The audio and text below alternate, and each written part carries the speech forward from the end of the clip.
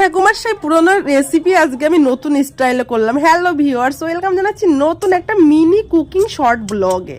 তো তোমরা সবাই কেমন আছো? আশা করি নিশ্চয়ই ভালো আছো। সবাইকে মকর সংক্রান্তির অনেক অনেক শুভকামনা থাকলো। তো আজকে আমি করছি অ্যাকচুয়ালি আমি কিছুই জানি না, কিন্তু করছি অ্যাকচুয়ালি মা আগে যখন সরা পিঠে করতো তখন লাস্টের দিকে এরকম পেঁয়াজ লঙ্কা ধনে পাতা সিজনে অবশ্যই ধনে পাতা দিয়ে লাস্টে একটু সরা পিঠে করতো, ঝাল ঝাল পিঠে খুবই টেস্টি লাগতো। কিন্তু এখন তো গ্যাসে রান্না করি, সেই সরা পিঠেটা আর করাই হয় না।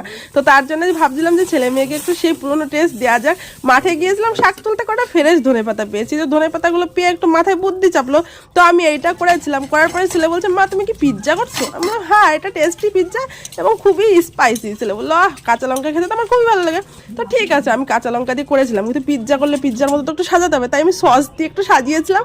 তো আজকের রান্নাটা আমার কেমন লাগলো অবশ্যই কমেন্ট করে জানিও। নতুন হলে সাবস্ক্রাইব করো আর লাইক করতে কিন্তু একদমই ভুলো না। তো আজকে ছিল এই আমার মিনি ব্লগ, মিনি পিৎজা বা দেশি পিৎজা যাই